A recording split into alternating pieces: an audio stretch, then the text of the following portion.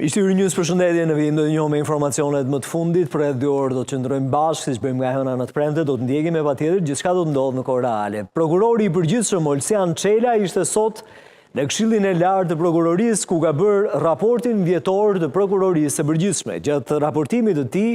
ai tha se në vitin 2024 janë trajtuar 61.091 materiale kallëzuese, pra 10.5% më shumë në krahasim me vitin 2023. Janë ndjekur 47.501 procedime penale që përbën një rritje prej 4.8% në krahasim me vitin 2023, nga të cilat 24.921 janë procedime penale të regjistruara me një rritje prej 3.4% në krahasim me vitin 2023 dhe 179 procedime penale të rifilluara